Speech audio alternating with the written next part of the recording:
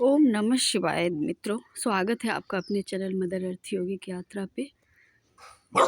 अभी साल के अंतिम महीने दिसंबर के लास्ट वीक है दोस्तों, और 4 या 5 दिनों में 2024 की नई शुरुआत हो जाएगी।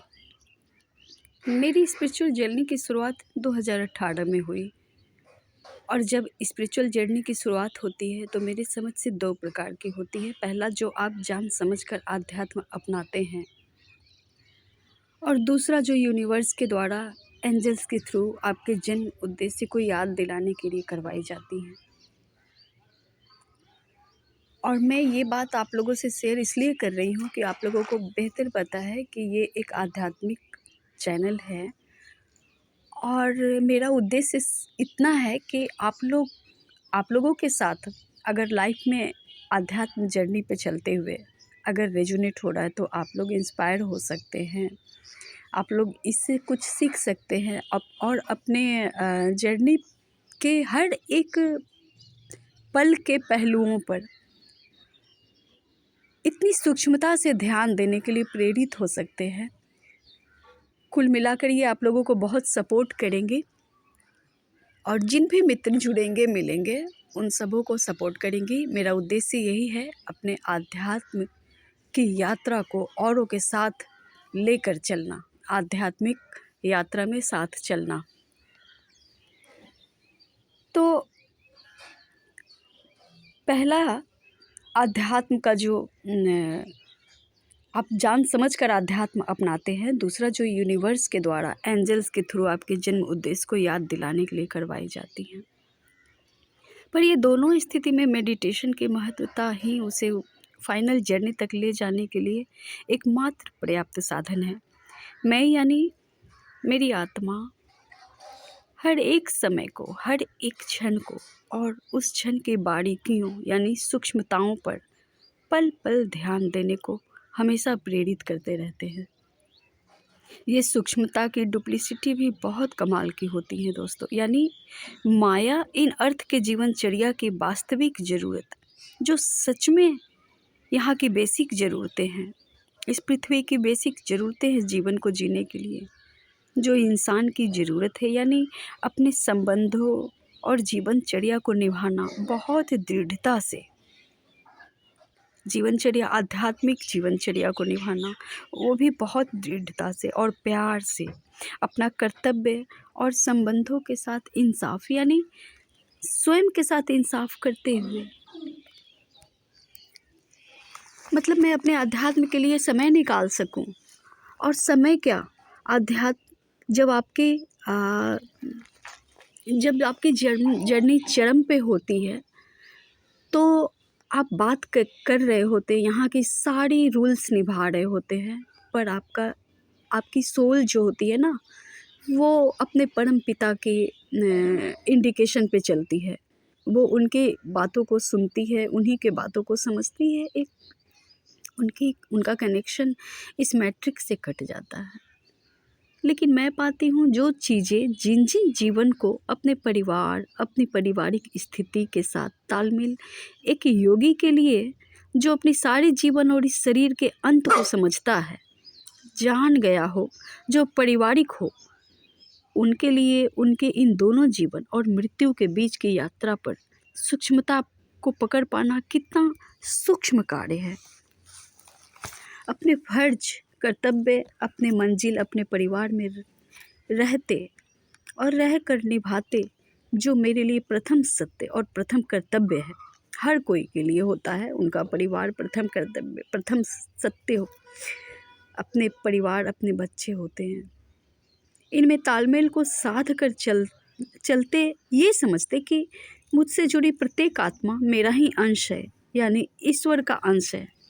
जितनी ज़रूरत मैं हूँ, ये सभी जिनकी ज़रूरत मैं हूँ, ये सभी एक दूसरे से इंटरकनेक्टेड हैं।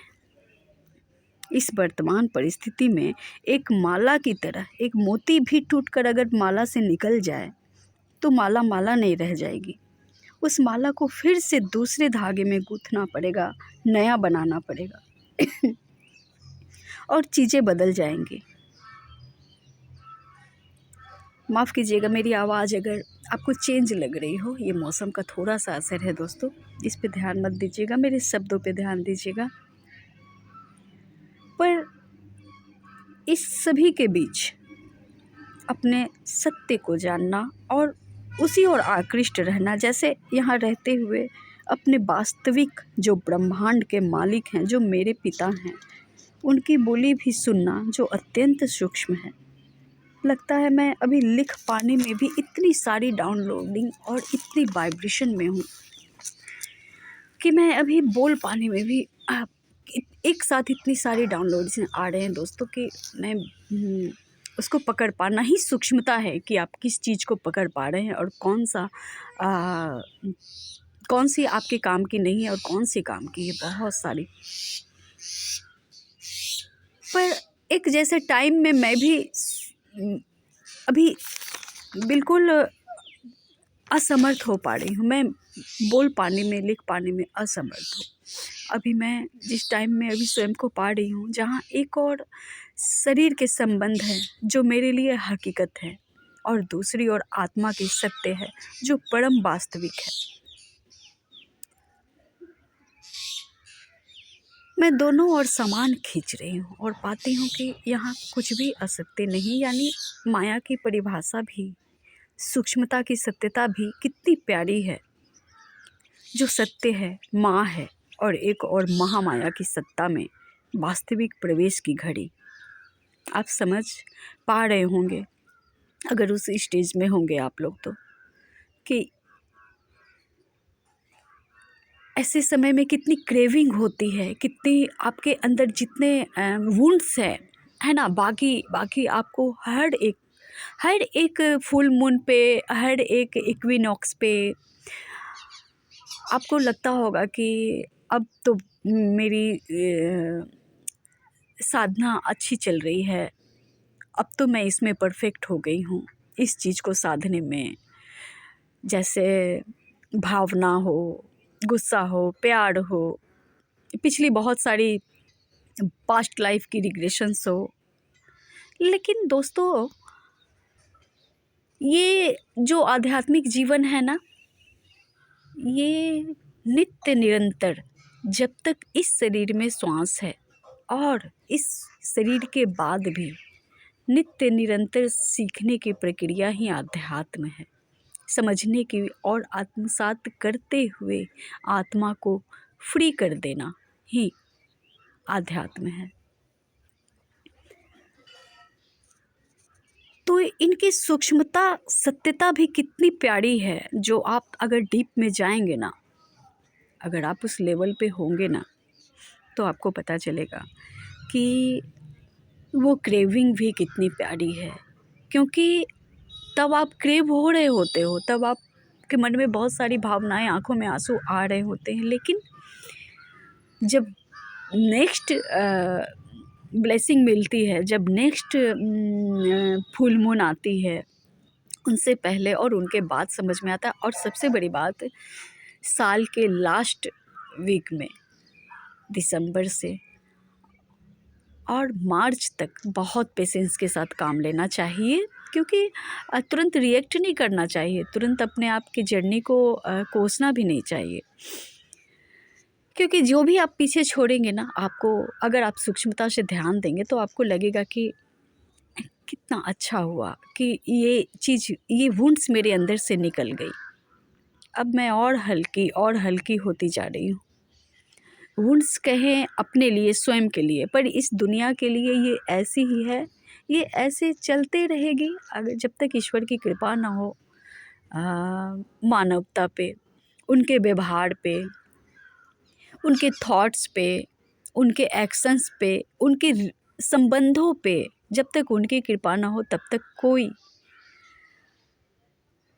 जब तक सोल मेट न हो जाए, बिल्कुल मर्ज न हो जाए ईश्वर के साथ, तब तक वो ईश्वर के बंदे भी आपको ऐसे क्रेव देते रहेंगे। और ये दुनिया है, इसमें कोई ऐसी बात नहीं है। वो ये लोगों का तरीका है और ये चलने का आपका तरीका है।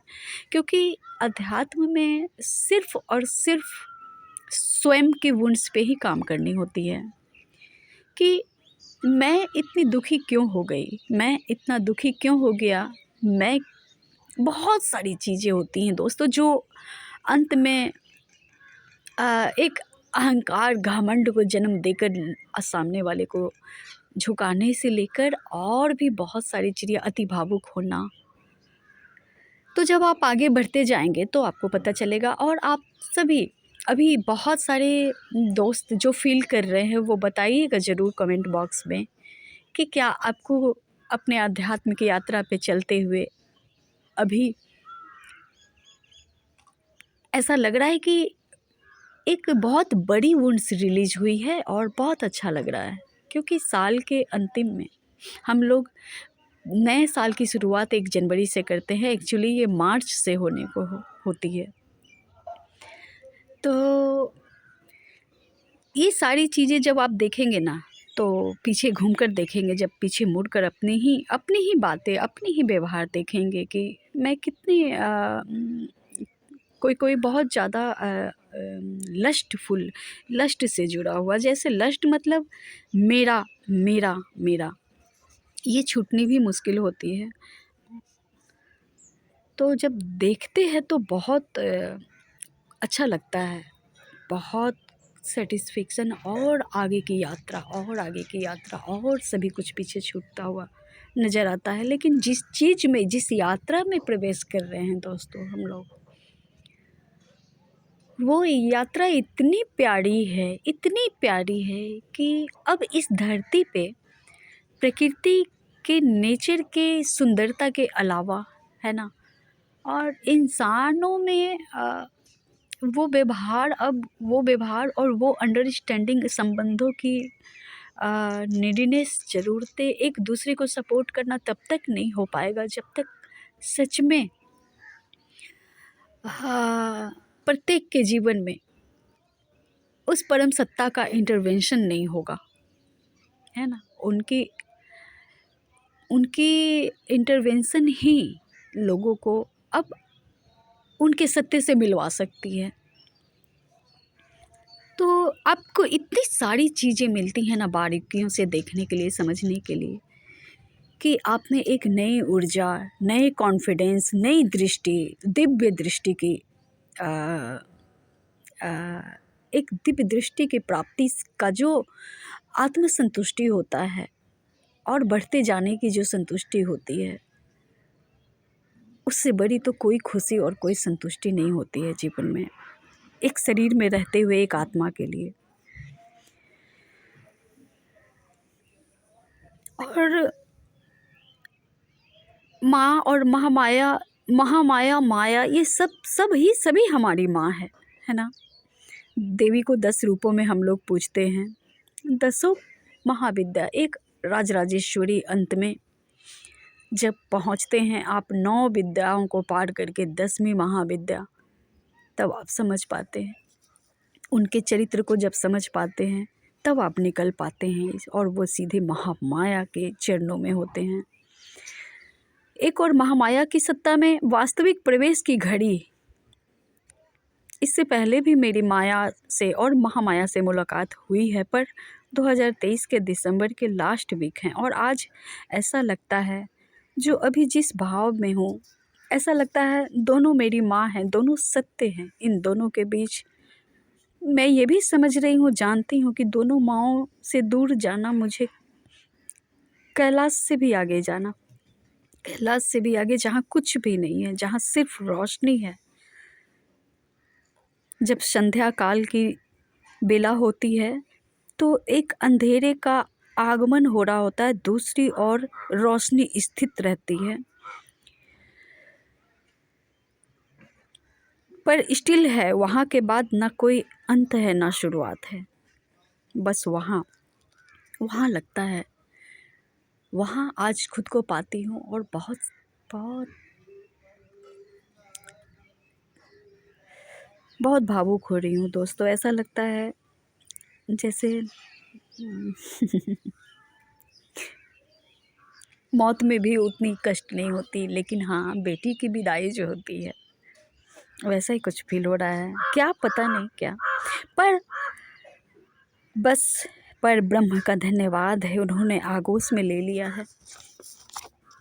और ईश्वर इस चैनल के सभी मित्रों को ईश्वर ऐसी सुंदरता, ऐसा ऐसा दृश्य, ऐसी खुशी और ऐसी आत्म संपूर्णता सभी को दे, आप सभी आत्माओं को दे जो आध्यात्मिक जर्नी पे हैं, जो जाना चाहते हैं।